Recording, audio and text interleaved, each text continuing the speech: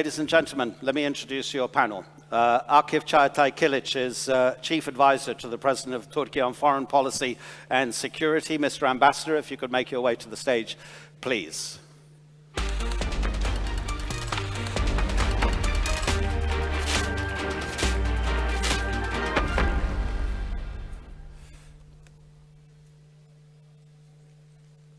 Distinguished Professor of International Relations at the American University in the U.S. capital, Washington, Professor Amitav Acharya, please.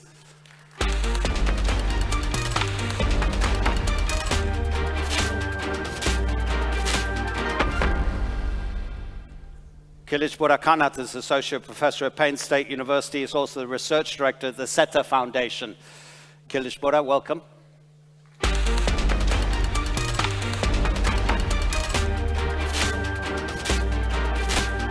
Thomas Greminger, Director of the Geneva Center for Security Policy, a TRT World Forum regular. Welcome to the stage, Thomas. And we have Thomas G. Weiss. I've asked you 3 times, Professor. Presidential Professor at the Graduate Center of the City University of New York. Welcome. These 5 panelists have so much experience. I'm so humbled. I've been thinking for days and days about how we start this analysis. There's so much as always to talk about. So while we were in the green room, Professor Acharya, you said, I've been to quite a few of these middle power events. We thought we should have a framework. What is a middle power? What is the space that the middle powers are filling, that they're taking advantage of, that they are able to impose their influence where previously they may not have been able to? Professor. So middle powers are in-between powers, between great powers and normal, ordinary states. But I think the most important thing I want to make is that it's not a static concept. It came out in the 1970s or 80s, described a bunch of countries like Australia, Canada, Sweden, Norway. But now the definition has expanded. So a lot of non-Western countries are now considered middle powers. Indonesia, Turkey, and also South Korea. So remember that this changes, but one other very important point. They're not necessarily militarily or economically powerful, militarily rich or economically, they're militarily powerful or economically rich. They're diplomatically dynamic. So their role is bridge building, find compromises, good offices, as Foreign Minister pointed out, diplomacy, mediation, and that's what they do. But ultimately, it depends on what the individual powers call themselves. So self-identification as a middle power is very important. Professor Weiss, your experience at the United Nations, it was a good point also, Professor, that you brought your microphone close to your mouth. Remember that, of course. Kind of the bilateral transactional policies of Donald Trump go against the multilateral philosophy of the United Nations. How do middle powers, do they have to use these multilateral organizations to advance their agendas, or can they do it separately? Because there is a worry about the multilateral element of global togetherness. Well, middle powers... sorry, you're talking about me? I will come to you. There are I'm sorry. Too many professors. Yeah, too many educated people. Professor Weiss. Give me a chance, yes. Thanks for the question. In fact, multilateralism has been woven throughout the conversation the last 2 days, but we haven't actually focused on the United Nations. And I think what's important in considering middle powers is the fact, in a historical sense, since the 1950s and Bandung Conference and the London Line movement, the Group of 77 in the 1960s, what later became known as the Third World, developing countries, the Global South, have all been efforts to dilute major power control. If you looked at it, you'd have to say that it has not actually worked very well. As I look at the UN today, someone asked me, well, is reform possible? And I could answer that fairly quickly, no, and certainly not the Security Council. There are lots of other things that could be done, and I think it would be worth our while to think about those. The foreign minister mentioned UN principles, sovereign responsibility, shared responsibility, international law. And I'd have to say that whether it's major, middle, minor or powerless countries, those principles are respected more often in the breach than in reality. Ambassador, this is a very important point because, you know, I've even done it on air, on TRT World. I've looked at the camera and says, as President Erdogan has said, and then put my hand up like this. This is such an important point. The world is bigger than 5. But as Professor Wiese is saying, the change in the Security Council will not come. And therefore, the great powers, let's be completely clear, they don't want to give up their influence. And yet, we see in those less permanent representatives in the Security Council, the ones that make up the other numbers, that they have an agenda that might be something that provides a kind of collective approach that the rest of the world would also like to see. So where do we go from here? If the Security Council cannot be reformed, that means the veto power remains. Well, now I've been put in a very interesting and peculiar position here. I have a speech prepared or notes prepared from my team, but then you hear what is being said here and you start thinking. And the problem that I have is I'm involved in the practical application of day-to-day policies, decisions, or decision-making processes. Most of our colleagues and esteemed panelists and maybe a lot of people in the public, they are on the theory side. Correct. Now, the problem that we are facing, and I know that we have guests here who are also taking part in the forum, who have been actively involved in applying decisions. Now, as it was pointed out, are the decisions made based on values, cooperation, needs, or by whom? By whom I mean, it doesn't matter if it's small, big, middle, giant, or superpower, or galactic power. In the end result, the decision that has been taken will be applied. In which way and shape and form it will be applied maybe brings about the future result, in the sense that you will have peace, prosperity, suffering, or death.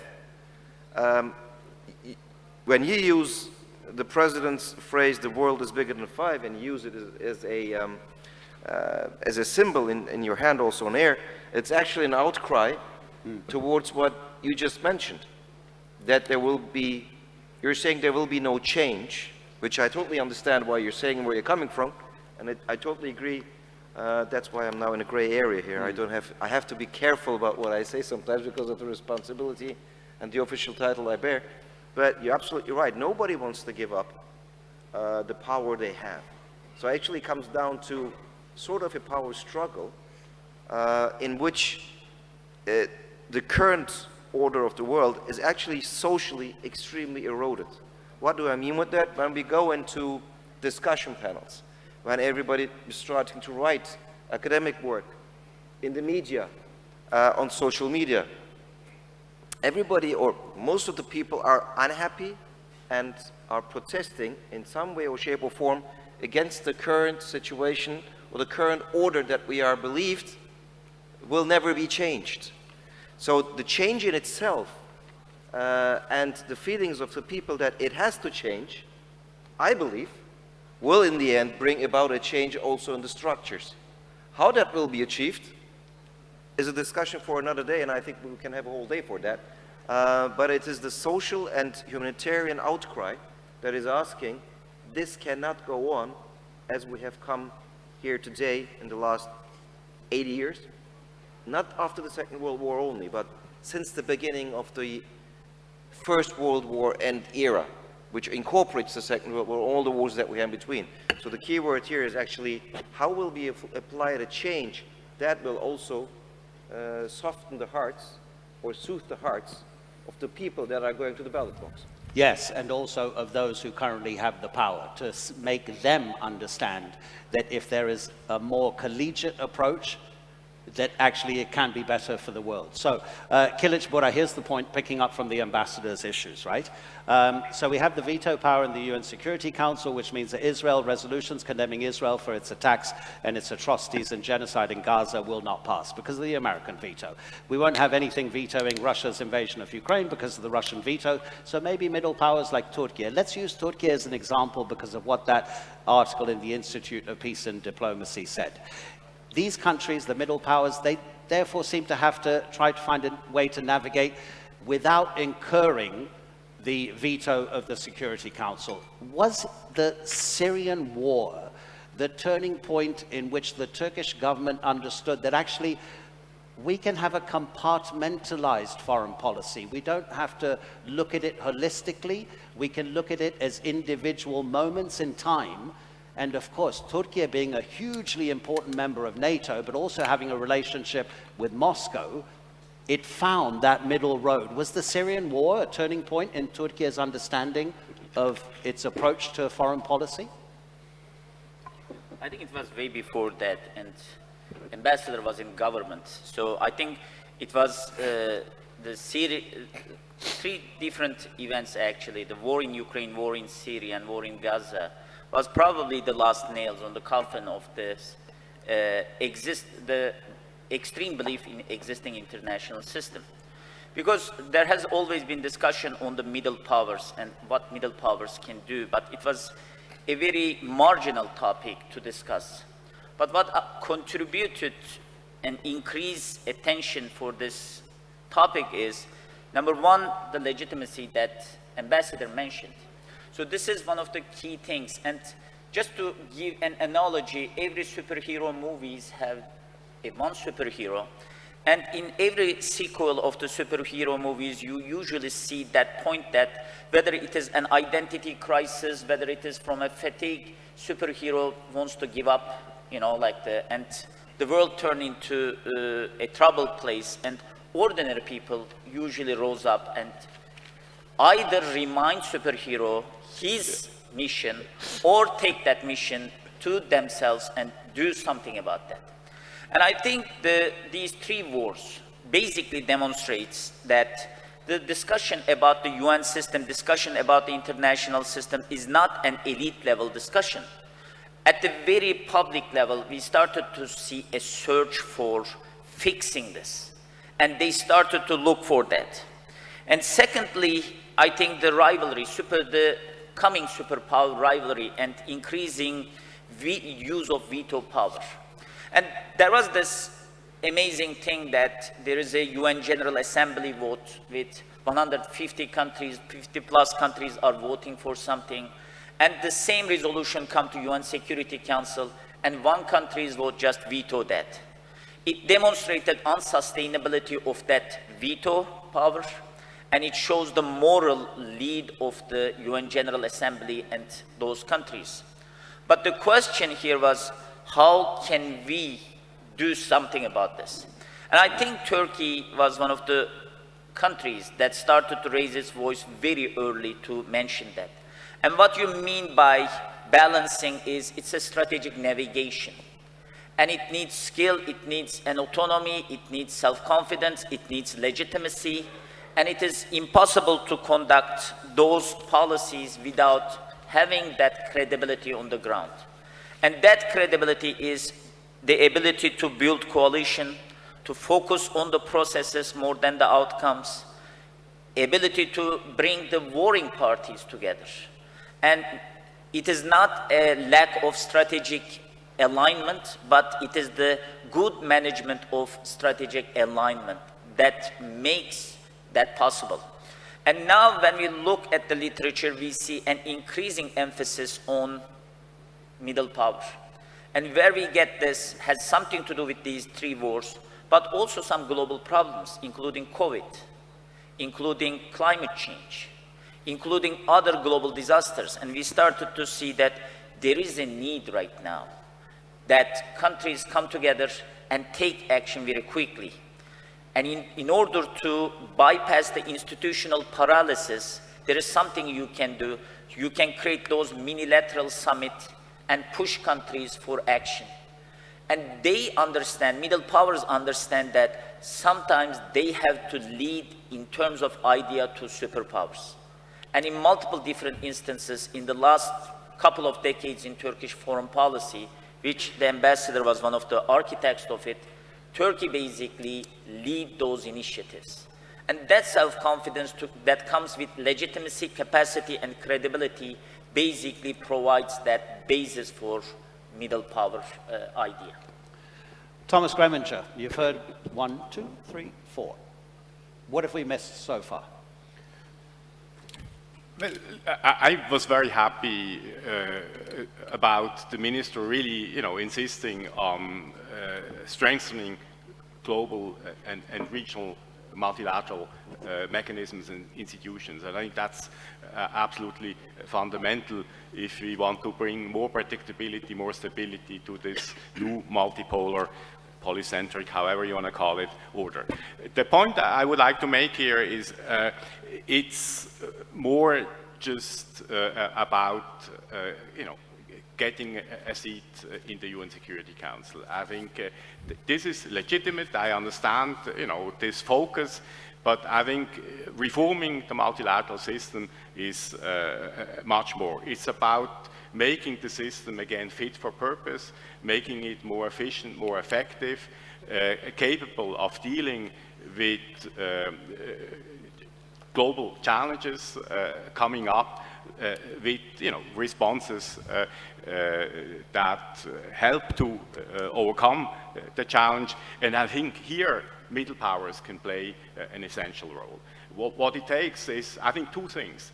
On the one hand, political capital, political leadership, leaders that are again ready to invest in multilateralism in the sense that they believe that global problems can be solved through multilateral mechanisms and approaches, and resourcing.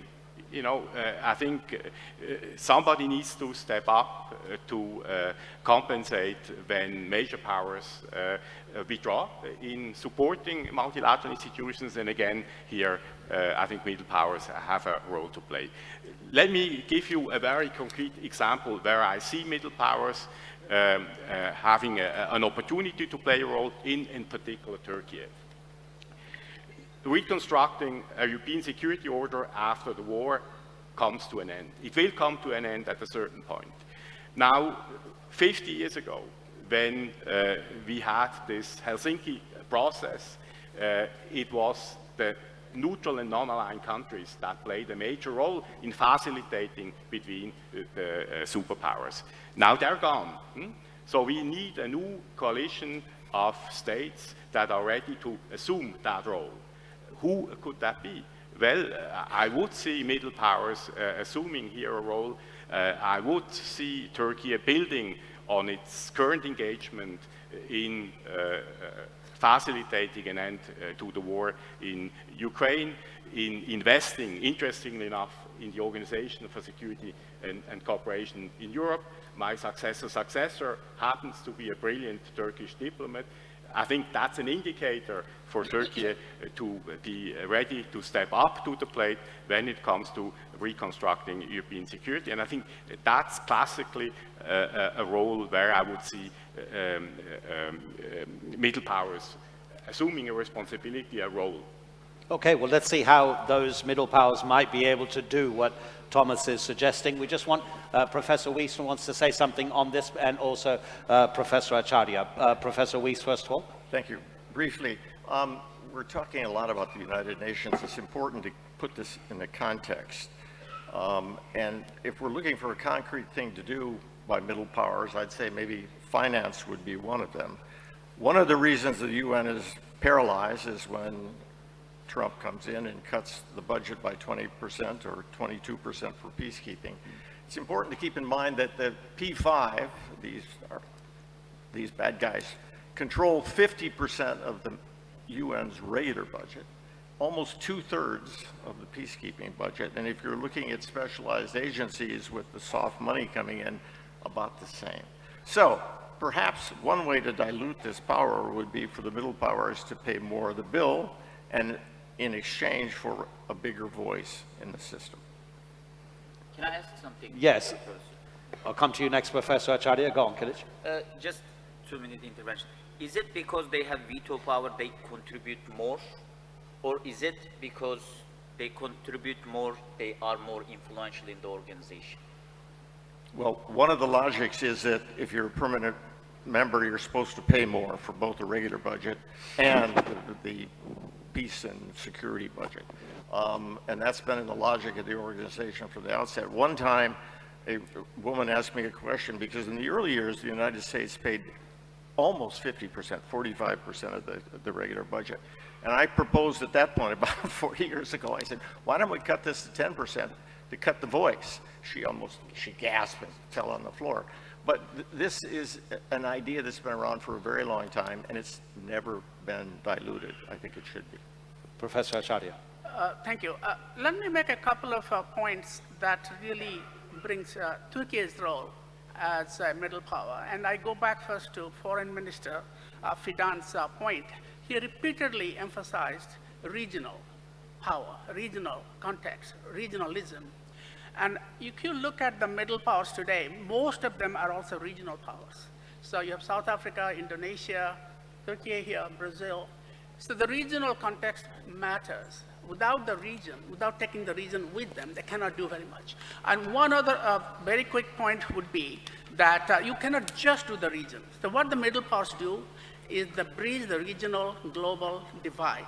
So by solving regional problems through mediation, good offices, you also contribute to global peace at a time when the UN Security Council is paralyzed. And final point, many middle powers today are great powers of yesterday. Turkey was a great power. Even Indonesia was ancient empires.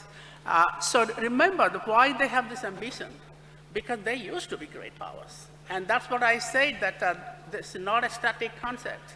By using also your historical gravitas, and I have just done a 5,000 years of history of world order, and I find that so much comes out of this region in terms of what we consider as middle powers. Diplomacy, peacemaking, a lot of them came from here. This is my 9th year working for TRT World, and I'm sure there have been other great diplomatic achievements by the Turkish government. But for me, one thing that really stands out because of its positive impact on humanity was the Black Sea grain deal. Absolutely astonishing how important that was to the poorest and hungriest countries in the world. One shipment of Ukrainian grain made 41 million loaves of bread. That's 41 million families living for one more day. Ambassador, what's the difference between the middle power diplomacy of a country like Norway, which, as Professor Acharya is saying, that regional elements become very important. Norway is, let's say, removed from the most dangerous geographical locations of the planet. Its middle power influence in diplomacy compared to that of Turkey, which, as we know, is at the epicenter of what's happening around the globe at the moment, in between Europe and the other side of the world. Well, I think it's right to say that geography, the places where you are in the world physically, of course, is contributing immensely to your decision-making processes and your responsibilities and your priorities as well. But there's also the fair point that was just made by our dear colleague, the history. Now, when you look into the grain deal, when you look into cooperations that we brought about in our region, if you will, it all goes back to the social fiber and connection that we have. So understanding with whom you're talking. No disrespect to our colleagues from Norway, but like you said, they are quite geographically in the north. Now, they will always, you can put your goodwill into it, but you have to understand the mentality, or if you will, the day-to-day living of a country's social structure, of society's social structure to make an impact. Now, this looks like, when you're saying we have to achieve some sort of negotiation or diplomacy on the table, with Russia included in the question of the Ukrainian war. And there are some countries that are saying, we're saying, no way, Russia has to stay out. We are not going to talk to them in any way. But it's a very simple fact. You make peace with your enemy. And although you do not accept certain things that have been done or are being done, there's only one way to stop it, and that is to get people to talk to each other. And sometimes you have to swallow the hard pill for this. That's why I'm saying the practicality of what we're doing is not always the same about what we're discussing in theory. It overlaps a lot, but there are instances where the practicality moves away from the theory. We have done this in the past as well. But when you come back to the Ukrainian war, it's been going on for more than 3 years. We are, as Turkey, and our president's stance is the same as it was from the first day. I'm not saying this to patronize anybody else, but we made a decision, an educated decision, on how we see this conflict can end. And we pursued that policy. Now, when you look at it, when we're talking from regional power point of view, the bigger bloc that is sitting, be it UN, be it the European Union or other countries, the bigger bloc that is thinking differently than you are and want to impose different policies, are saying to you, practical example, we are going to sanction Russia on these and these and these points. We were saying, no, we are not going to take part in these sanctions. But what did it bring to us? We were able to go and make another deal within the war, like you said, to bring grain into the world. Now, if we had taken part in the sanctions, I don't think that the Russian government and President Putin would be so forthcoming to the ideas of my president. Now, this is, yes, a regional decision, a regional power's decision, but I don't want to call it regional power because, in this sense, the result of what you have achieved has a global impact. Mm-hmm. So there's this, egg, chicken, egg issue. And I'm still saying, I'm still thinking, I'm still pointing to the same thing. Yes, right now everybody is saying a decision taken, like Kulic just said, in the Security Council, it has effects, it has decision-making powers. However, when we look at the votes regarding the war in Gaza, whatever the Security Council is saying or voting for, the General Assembly said what is happening in Gaza is unacceptable and it's a genocide and we have to stop it. Now, when all the countries are coming together on this idea, yes, practically and on policy issues and actions, the Security Council has stronger weight, but in the minds and the hearts of the world, for the future generations, you're losing the weight you had 60, 70 years ago. Same things are happening with other problem spots that we have.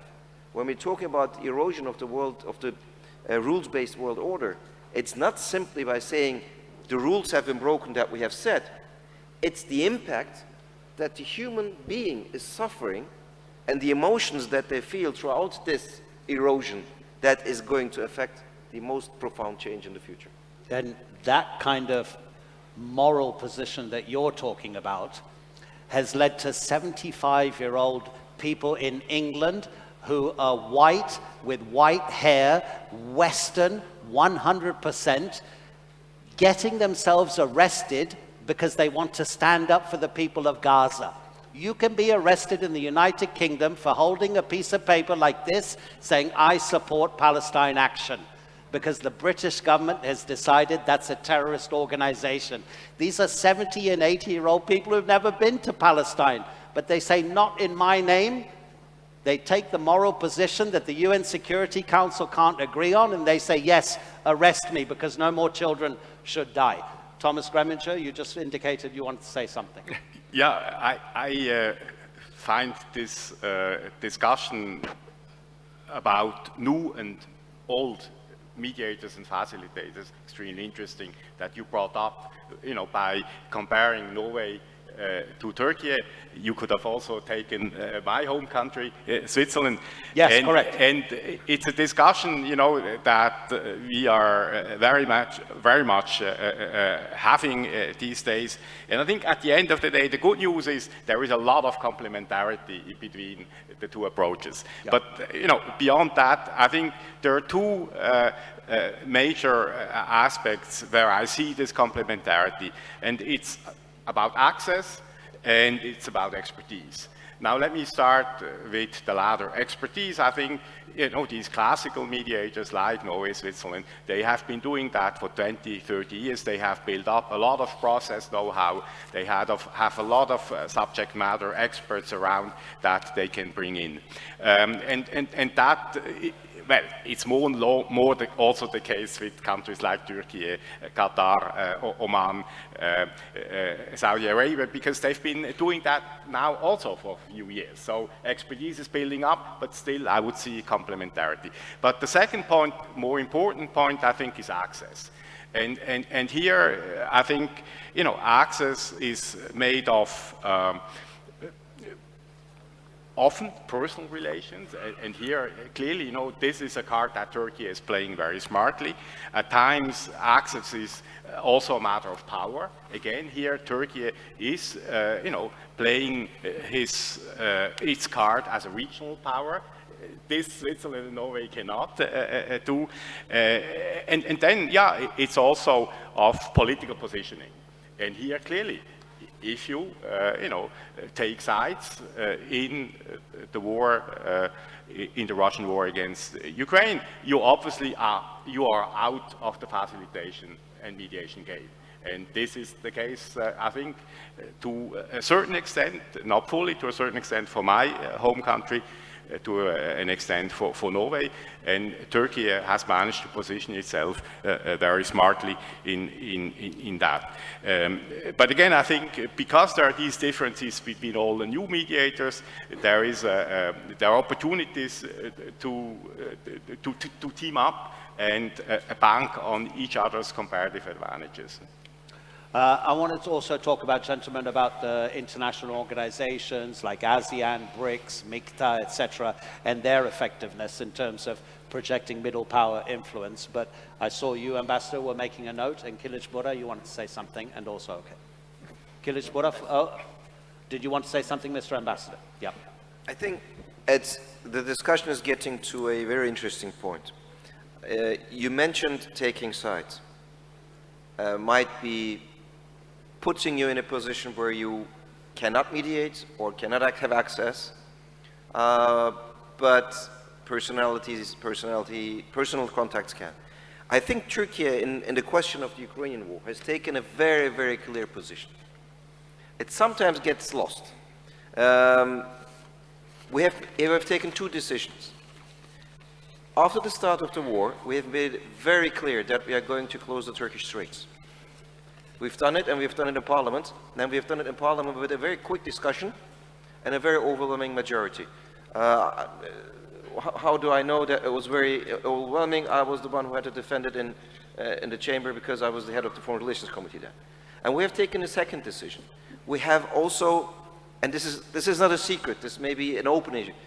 I think a lot of the Turkish defense industry production has also helped certain issues within the war. I'll try to put it delicately. However, although we have taken that position, we have done that, we are also able to talk very openly and frankly with the Russian Federation and President Putin. My president is able to talk with him, although these decisions have taken, these actions have been taken.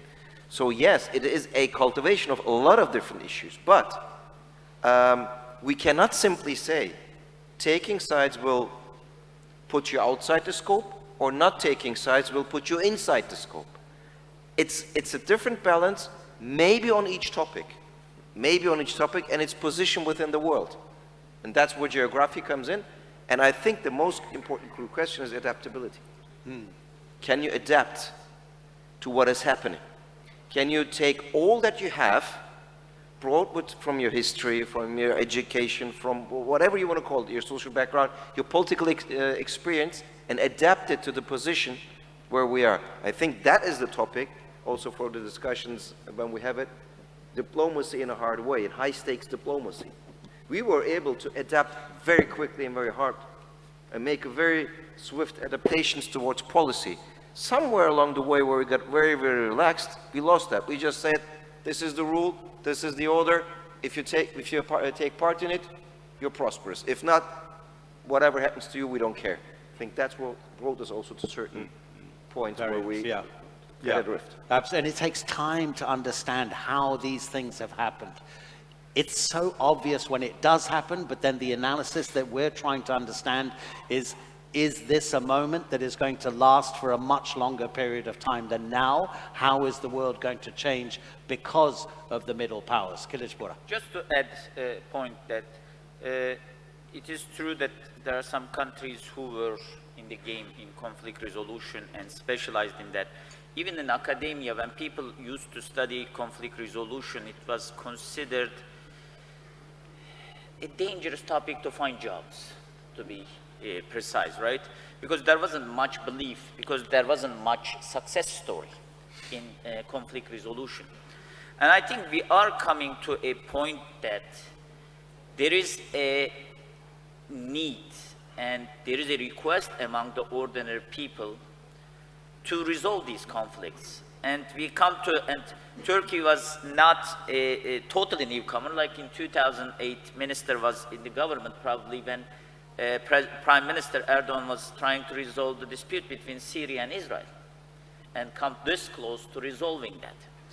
But we come to, in this new world, we come to a point that even President Trump wants to get a Nobel Peace Prize by resolving conflicts, right? And each and every month, he's very proud that he stopped a conflict or he resolved a conflict. Whether it is real or not, it is irrelevant, but it shows that it is popular now to resolve these conflicts. And I think all of these countries who had prior experiences in mediation, facilitation, or conflict resolution should take this as an opportunity right now. And this opportunity to coordinate their narratives, this opportunity to be able to come up with a policy kit maybe to resolve the conflict, and this opportunity to find maybe a new chapter now, how different conflicts differ from each other, so that we will not keep using the same tools to resolve too many different conflicts. I think this is a good time, and this is a hopeful time. Among all these bad things are happening, this increasing interest to conflict resolution is good. And maybe in the Hollywood, in the coming years, we will see movies where the conflict resolution people are the heroes, resolving conflicts and stopping bloodshed and other things. And I think we have to, while talking about all these pessimistic things, we have to keep in mind that now everybody is talking about conflict resolution. Professor. So starting from the last point, with the President Trump. You might want to move your microphone a bit closer. Whether President Trump resolved the conflict, managed the conflict, or made it worse, the jury is out. And there are a lot of writing and critical analysis say, in some cases it helped, some cases it was not a credible claim, like India saying in the India-Pakistan case. So we'll wait and see what actually comes out in the medium term at least. But going back to my very first point, I think we are now all over the place on middle powers. We should keep focus on a couple of roles the middle powers can do that nobody else can do, and which is to be neutral brokers, have certain amount of impartiality so you can talk to all sides, which is what Turkey is doing in many ways. But also multilateralism. That's what is really missing now in the transactional, unilateral, bilateral world. So I think if we keep the focus on middle powers and their role in, or you can say minilateralism also helps. It doesn't have to be multilateralism in the global even sense. So if you don't keep the focus on a specific function, being a neutral broker, being multilateral, trying to build bridges, global regional divide. Otherwise, this concept becomes meaningless. It's really interesting to note that on President Trump's trip to Asia that he's just concluded, he asked South Korea and Japan specifically for hundreds of billions of dollars of investments in his country before he gave them a better trade deal and reduced tariffs on their goods. It seemed to me as if he was holding them to ransom. The South Korean president took a long time and finally decided, okay, I'm going to give you 150 billion in cash, everything else I'm going to invest in your country. So the question becomes, do still those biggest powers, are they able to bully the lesser powers? Because Japan and Korea could well be considered middle to, rising above the middle. And yet even they had to kowtow to the American president. So therefore, is a collective approach for middle powers going to be something that will be more effective? We've talked a little bit about the United Nations, but we have groupings like ASEAN, we have groupings like BRICS, which should be expanding. We've got the SCO. We've got this organization that in 2013 was started called MICTA. So it's got Mexico, Indonesia, Korea, Turkey, and Australia. What a wide range of cultures and political approaches. How interesting. What about this? Is it very important for middle powers to do things collectively, Professor Weiss? Yes. I'm thinking in the late 1990s, the first part of the 21st century, I was really negative on middle powers going ahead with a couple of international initiatives, one of those being the International Criminal Court, the other one being landmines. And I thought, what's the point of going ahead without the major powers? And in fact, I was wrong. Moving ahead with willy-nilly without the US, France, Britain, and China, actually I think has resulted normatively in an enormous step forward in terms of going after some of the bad guys rhetorically and maybe even in person. So the fact that the US or Israel or Russia doesn't like the fact that the ICC is around and going after Netanyahu or anyone else, I think states, if they really didn't give a hoot about these middle power initiatives or any initiatives, wouldn't fight so hard to get rid of these initiatives. So I think that there's more room for maneuver than I thought and other people thought possible by middle powers.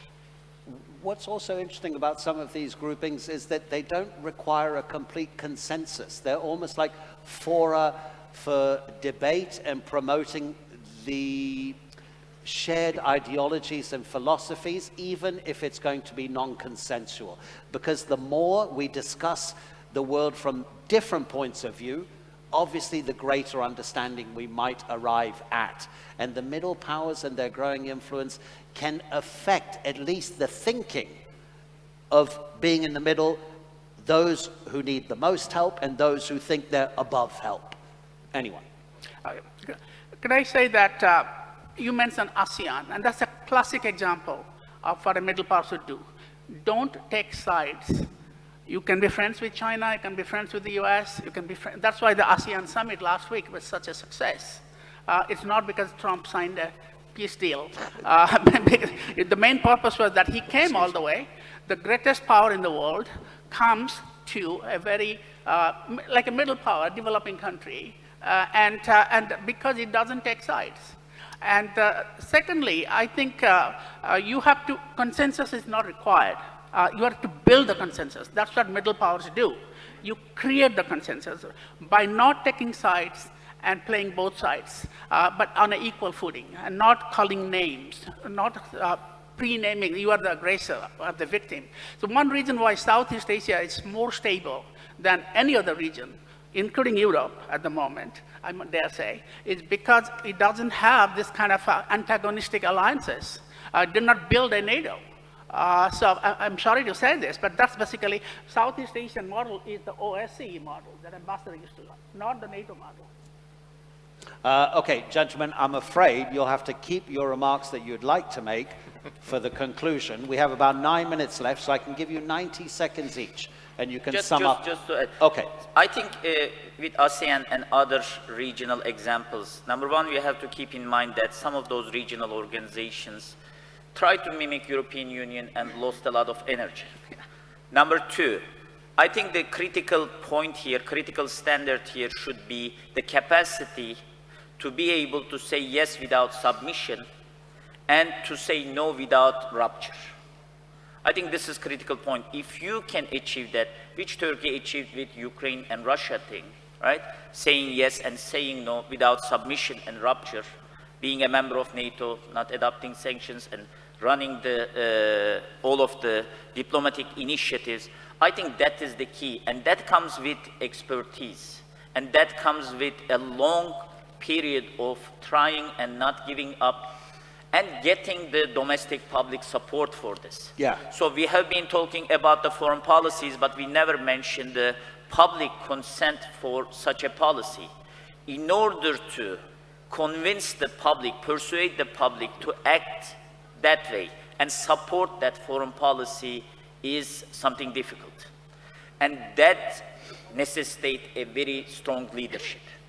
And what makes, among the middle powers, what makes more influential middle powers more assertive in their position, more flexible, and who can do strategic navigation are countries such as those. Okay, I've just heard in my ear that I can give you 1 minute each. The clock is ticking. Professor Weiss, please, your concluding remarks. Well, it's nice to hear some people being a little hopeful, which isn't my mood these days. I've been in the business for quite a while, and for me, this is the nadir of multilateral sentiments. And it seems to me, while we're talking about suffering in Gaza and Sudan and wherever, that in terms of the United Nations, I think the future is really going to be doing less with less. Thomas? I think we need to differentiate between these mini-lateral organizations that have been popping up, like Quad, BRICS, G7, and inclusive global and regional organizations. And my call here is that while we won't stop the former, we need middle powers engagement to make sure that these inclusive global and regional organizations get, again, fit for purpose, because I think middle power have a vested interest in an international system that has common norms, is predictable, and based on the rule of law. And I think here we need alliances of middle powers to strengthen the UN, OEC, so these, inclusive organizations where everybody sits at the table. Brief comment, if you don't mind, Kidishpura. I think with the new international system, it is not that we do not have superpowers, but it's a world that superpowers cannot resolve the problems alone. We have to recognize that. And we need middle powers, and this is an early stage for the middle power development. And I think what makes a good middle power is a good strategic imagination and cooperation among middle powers, so that it is not only that they can resort diplomacy, but they will have power to enforce it. There shouldn't be a gap in those two capacities. And those who have significant experiences will probably help the other countries, help the other middle powers to join forces. And the biggest challenge is the geographical diversity of these countries. And they have to find a middle power forum or any kind of organization to institutionalize this process, so that there will be transfer of knowledge from one government to another, and there will be a continuity in these policies among the middle power countries. Thank you. Professor? So in a short span of less than 5 years, we have come from the unipolar moment to what I call the world -1 moment. But the United States is disengaged, doesn't want to. But don't take it as permanent.